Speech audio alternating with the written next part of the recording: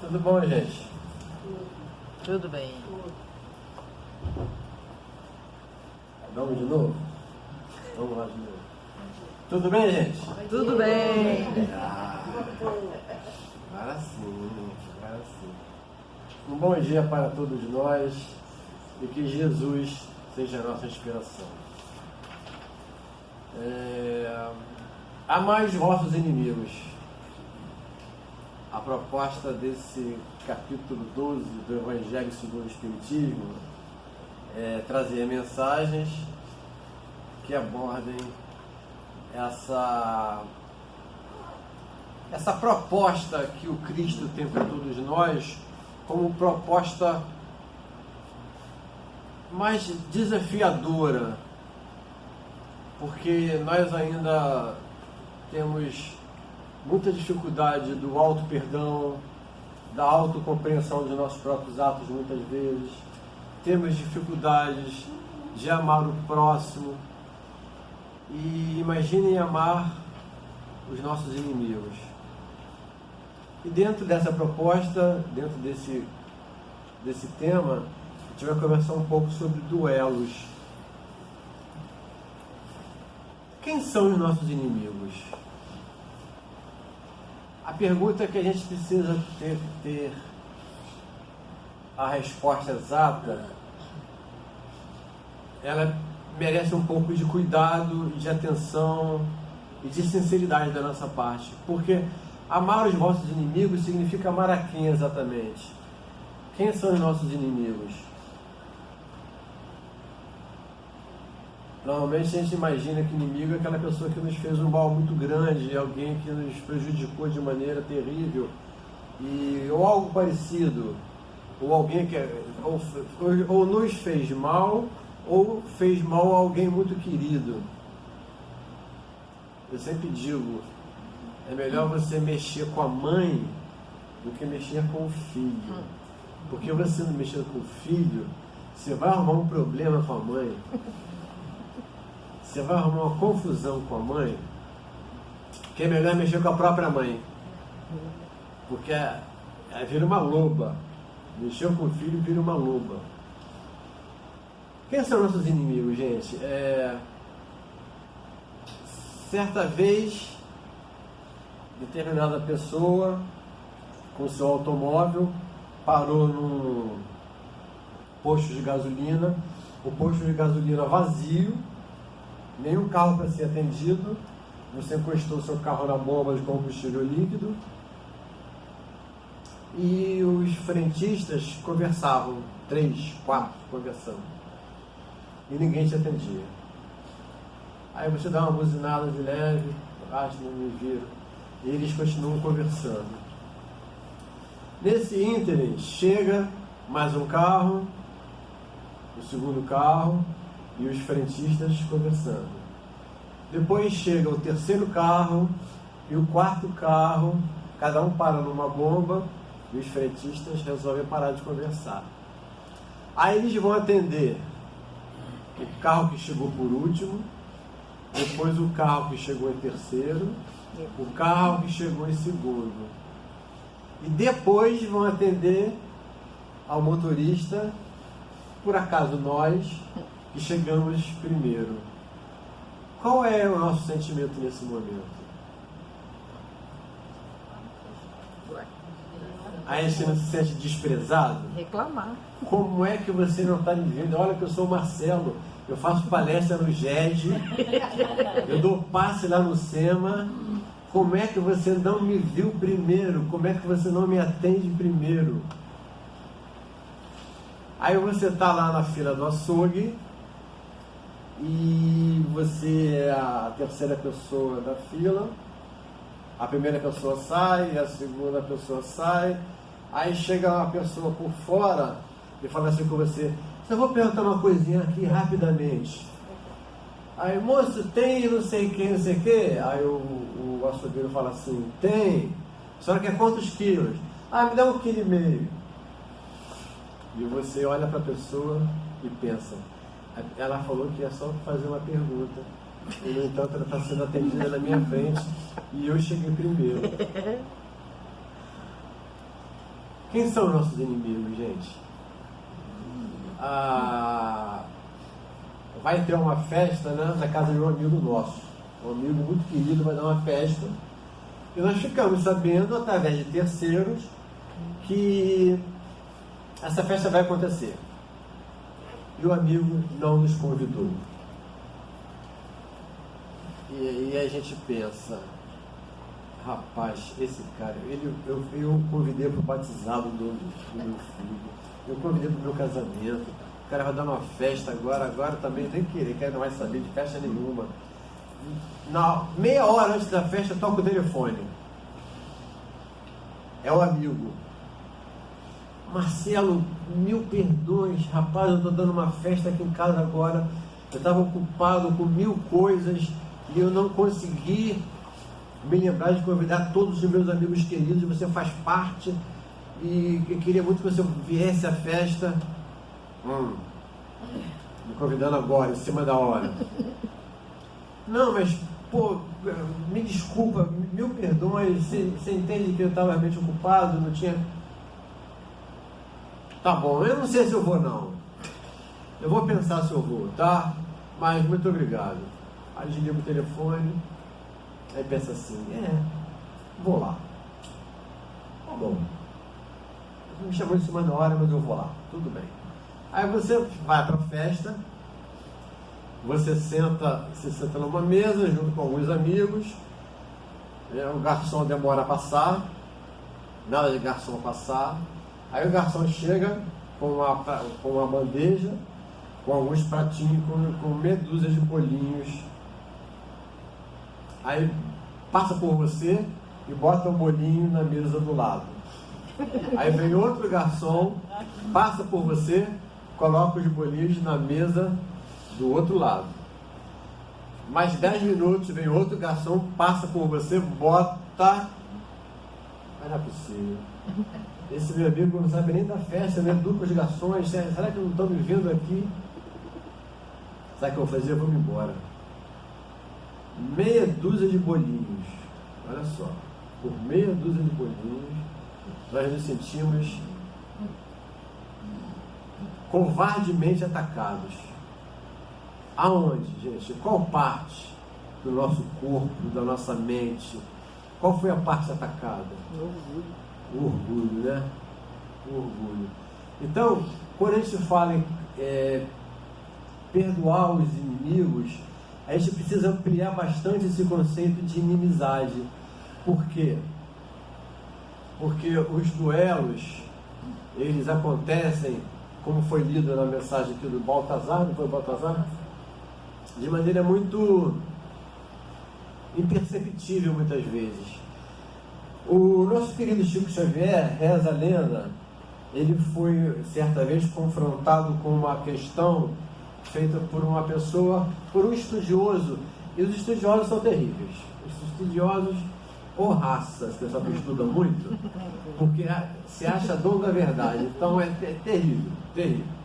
Então um estudioso chegou lá e falou: Chico, olha só, nós precisamos rever o Evangelho segundo o Espiritismo.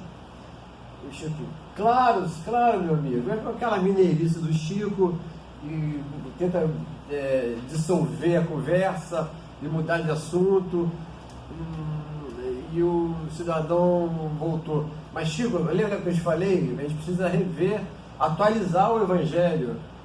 Meu irmão, fale, me conta, meu irmão, qual é a parte do Evangelho segundo o Espiritismo que precisa ser atualizada? O capítulo 12, aquela parte que fala sobre duelos, não existe mais.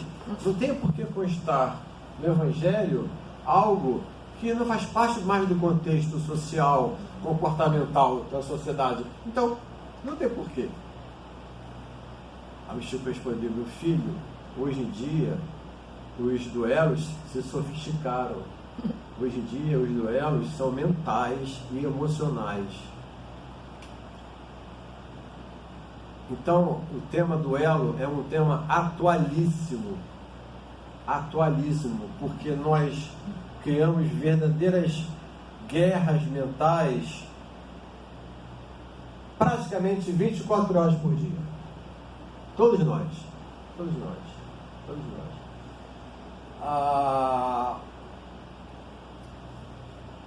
duelo emocional, ele faz com que você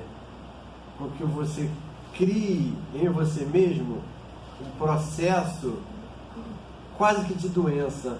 O nosso codificador, inclusive, ele exalta isso nesse capítulo. Ele diz que o palpitar do coração, do nosso coração, ele bate diferente, de maneira quando estamos em frente a um amigo ou quando estamos em frente a um inimigo. Ou seja, organicamente, fisicamente, o nosso organismo, o nosso corpo físico reage conforme a emoção no momento que nós nos deparamos com um amigo ou com um inimigo. Só que a questão ainda, vou voltar nela, desculpe a insistência, quem são os nossos inimigos? Acho que eu já contei isso aqui, mas eu vou contar de novo, que a Ana não ouviu a história. Uma colega muito querida, eu vou dizer o nome porque ela conta essa história para quem quiser ouvir, a Ana Barione lá do Sema, maluquinha, mas gente fina, mas maluquinha, gente finíssima, um amor. Ela conta que ela tinha uma amiga, uma vizinha, muito querida, se dava muito bem, viviam uma casa da outra, e essa vizinha se mudou. Ela ficou tristíssima, porque a vizinha tinha se mudado. E nisso chegou um vizinho novo que ela nunca não encontrava com o vizinho. Um belo dia, ela entrou no elevador e o vizinho novo saiu do elevador. Aí ela olhou para ele e pensou: nossa, esse vizinho tem um olhar esquisito. Poxa, a minha amiga querida saiu e entrou um cara com um olhar totalmente estranho, totalmente esquisito. Passada uma semana, passado um tempo, eles se encontraram subindo ou descendo no elevador, fizeram a viagem juntos, e o vizinho se mostrou extremamente educado, solícito, e pediu perdão a ela. Falou: olha, você me desculpe, porque eu não me apresentei, eu cheguei de mudança, mas sabe o que é? Que eu estou com um problema, passando um problema sério, emocional, estou com um problema de família muito grave, inclusive ocorreu um desvio aqui do meu olho em função desse problema emocional. Aí ela fechou o olho e falou: nossa, meu vizinho com problema emocional teve um desvio do olho e eu dizendo que ele tem um olhar esquisito, um olhar estranho. Quer dizer, como é que nós criamos inimigos fictícios? Na verdade, a maioria dos nossos inimigos são fictícios. A maioria, os nossos duelos mentais, eles na verdade são criações nocivas, elaboradas por nós, sem motivo justificável em muitos e muitos momentos.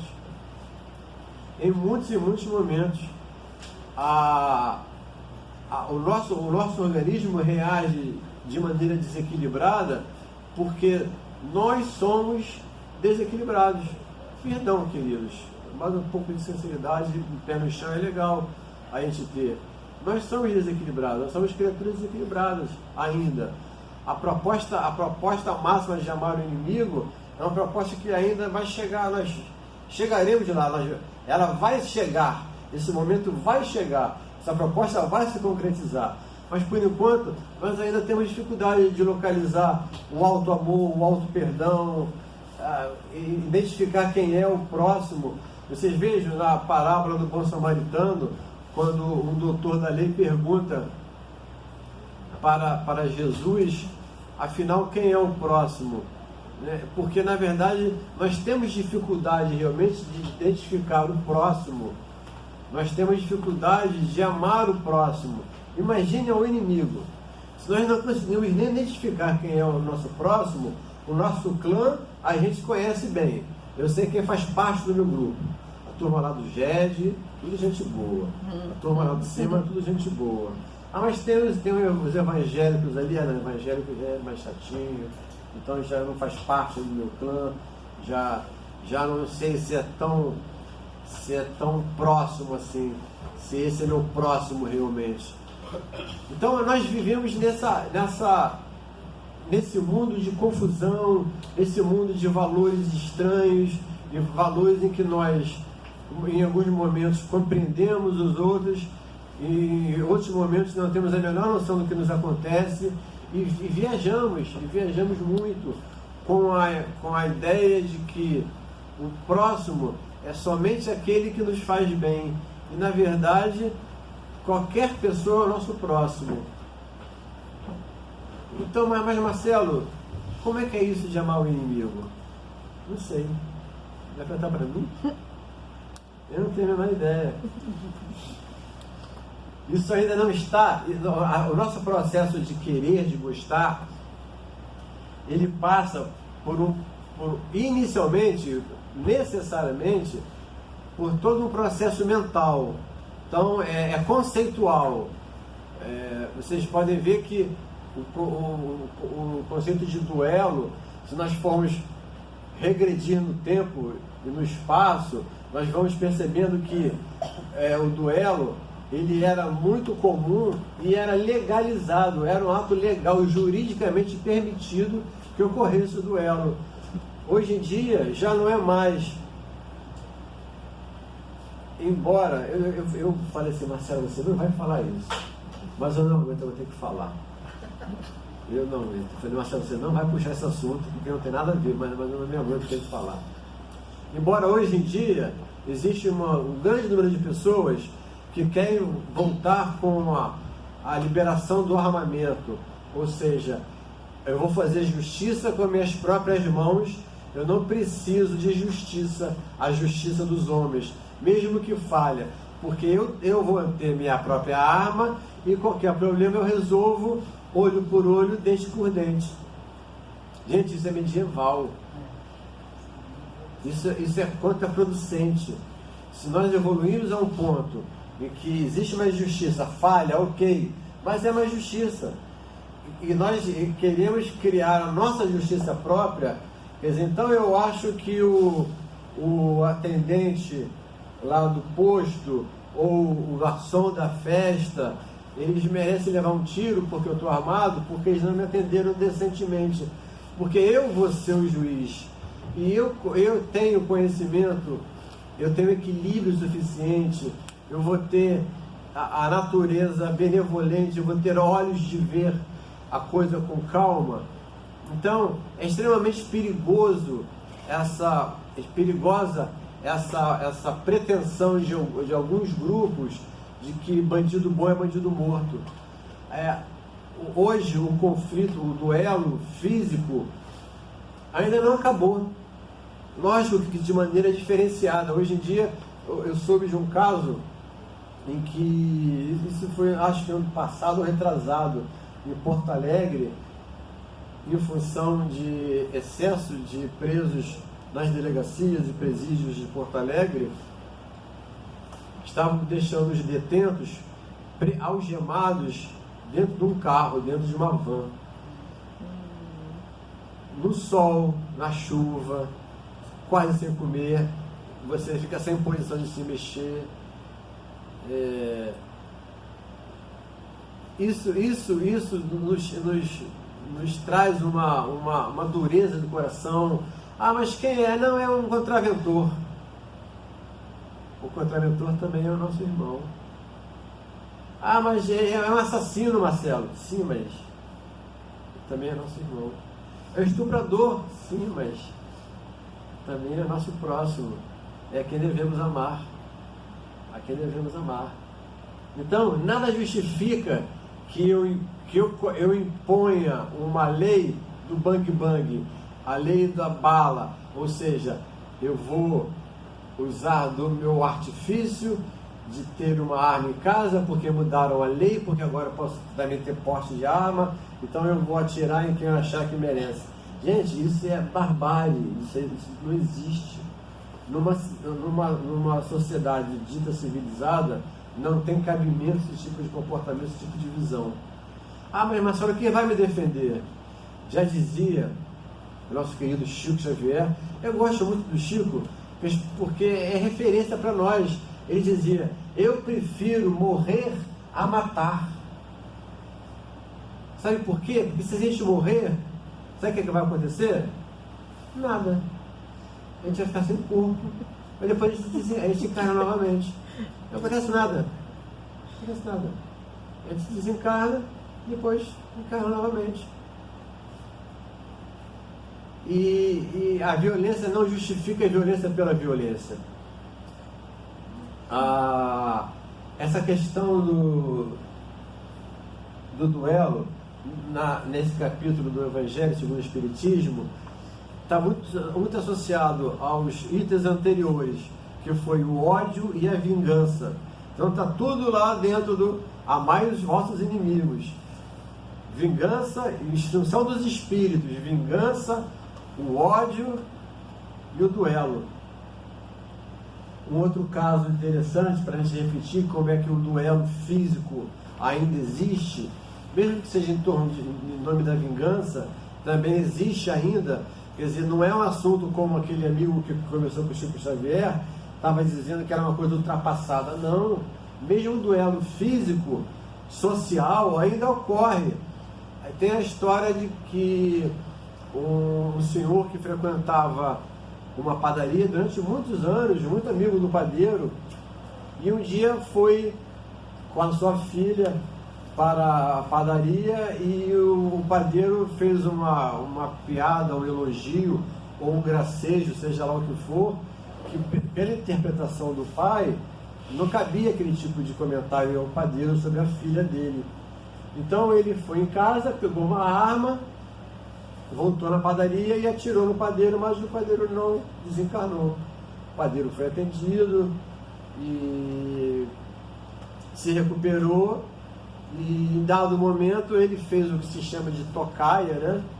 Esperou o senhor, o pai da menina, passar e desferiu os projéteis contra o pai da menina, e que veio a desencarnar.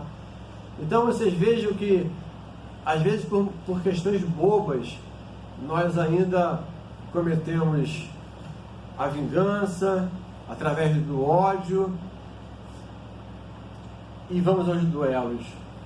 Os duelos mentais que a gente estava falando, os emocionais, os mentais, esses são os que mais causam mortes, de maneira figurada falando, porque você mata e morre ao mesmo tempo.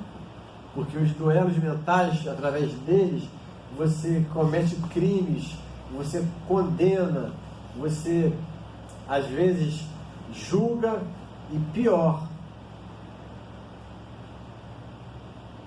vocês sabiam que a Ana Grey é tremendamente fofoqueira? Vocês vejam a responsabilidade. Ninguém nunca viu isso na Ana. Mas a partir do momento que eu falei, as pessoas vão começar a pensar assim: será que a Ana é fofoqueira mesmo, gente? Sabe que eu nunca notei isso? Rapaz.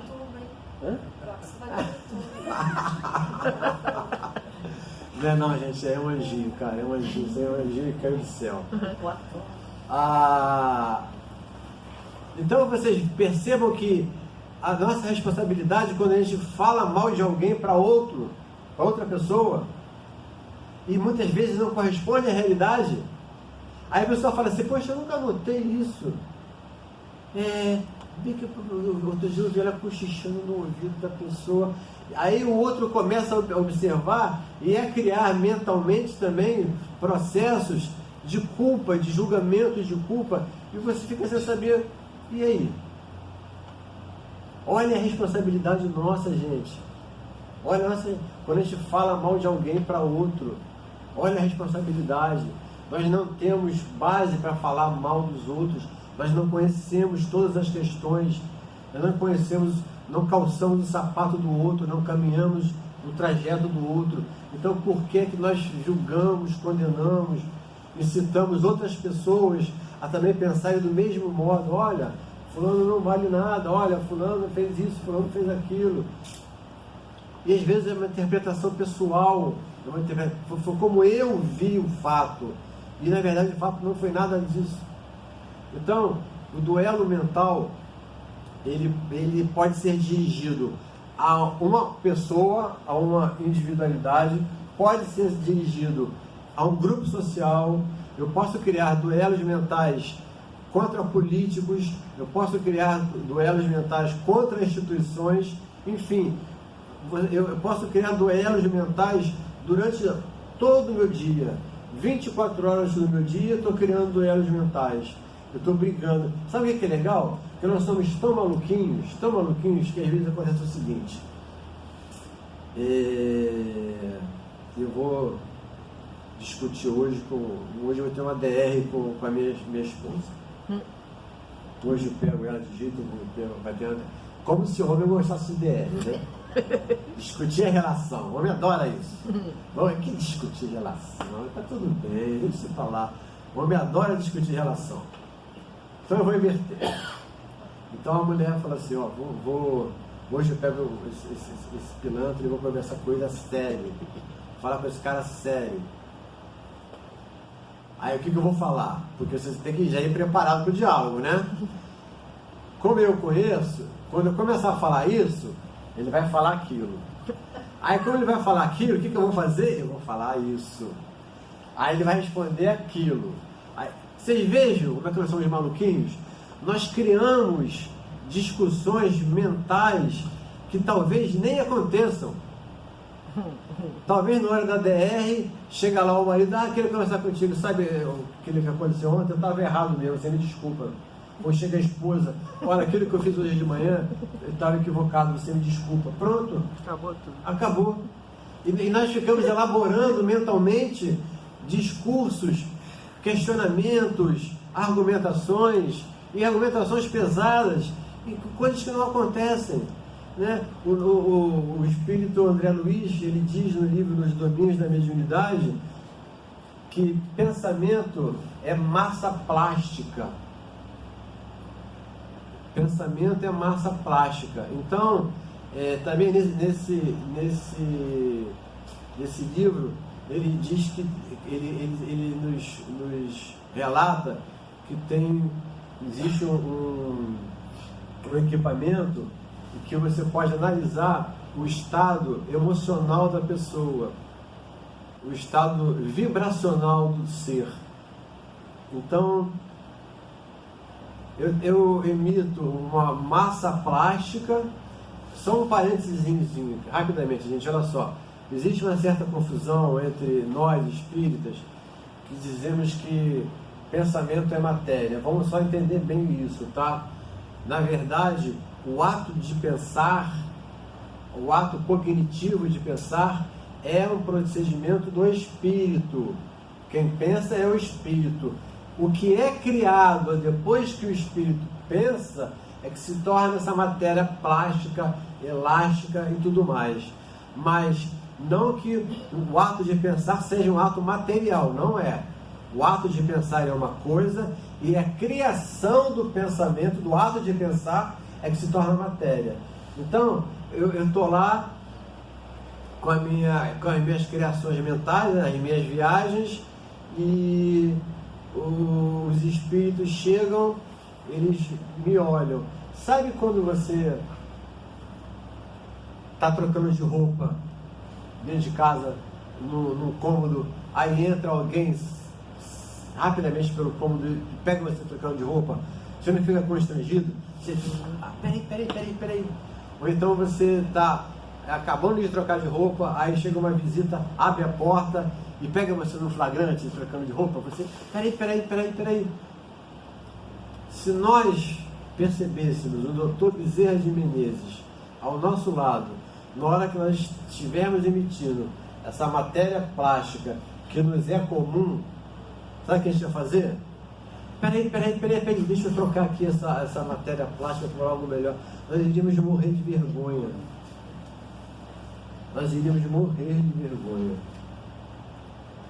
Se nós pudéssemos nos ver no momento que nós estamos gritando com alguém, a nossa vibração cria cor, cheiro,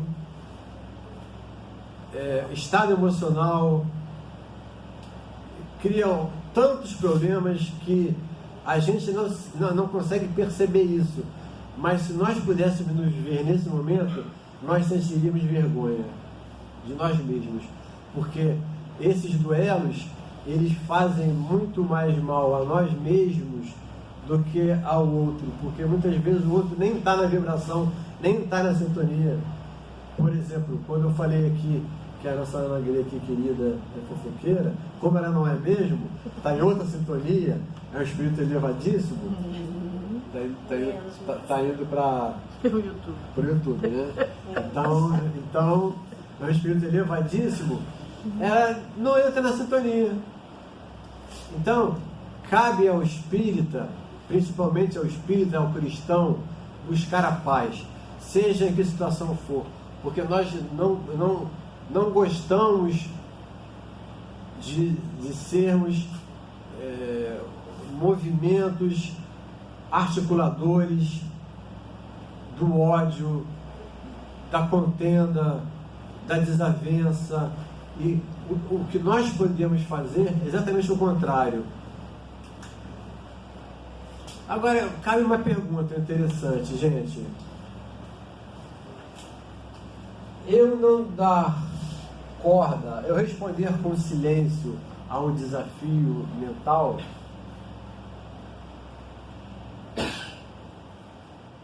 alguém fala alguma coisa para mim, verbalmente, não mentalmente, mas verbalmente, me agride, e eu não respondo, eu fico em silêncio.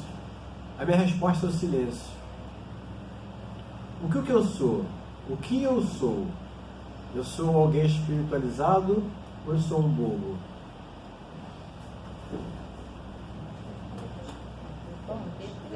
Depende de como você recebeu. Nada como a gente trabalhar, fazer perguntas com pessoas que entendem na vida, né? Existe uma hora de calar, existe uma hora de falar. Percebam, Jesus estava amarrado, veio um soldado romano e deu-lhe um tabefe no rosto. Jesus olha para o soldado, indignado, e pergunta: por que me bateste? Que mal te fiz? Se algum mal te fiz, me dê prova desse mal. Mas se mal nenhum te fez, por que me agrides? Vocês vejam? Porque, na verdade, a manifestação da paz muitas vezes se dá não somente pelo silêncio, mas também pela atitude de você fazer o outro pensar. Não é responder também com uma agressão, mas fazer o outro pensar. E Jesus adorava, acho que adora ainda, né? Responder uma pergunta com outra pergunta. Ele gosta de fazer você pensar. Por que você me agride? Não te fiz mal nenhum. Então, isso é uma arte, gente. Isso é uma arte. Saber a hora de falar, saber a hora de calar. Saber a hora de duelar, quando é necessário, e saber a hora que é inútil duelar. Isso é uma arte, por quê? Porque você precisa saber qual vai ser o resultado dessa atuação. Qual o resultado disso? Vai haver um resultado positivo? Vai haver um resultado em que eu estou construindo o bem dessa maneira? Porque quando Jesus também foi perguntado se ele era rei, tu és rei? Tu dizes. Jesus não respondeu. Aliás, ele respondeu. Ele respondeu com silêncio. Porque o silêncio também é uma resposta. Então vejo que a questão do duelo mental, é uma questão séria em que nós quase que não sai de dentro, senhora. Sem que nós percebamos, até troquei a palavra, sem que nós percebamos, nós somos desafiados. Existem pessoas que estão em constante disputa, em constante competição, em duelo mental, 24 horas com o mundo, com a vida, porque ela não está bem. Para esse tipo de pessoa, quanto pior, melhor. Quanto mais confusão, melhor. Ela não sabe o que é uma estabilidade emocional e mental.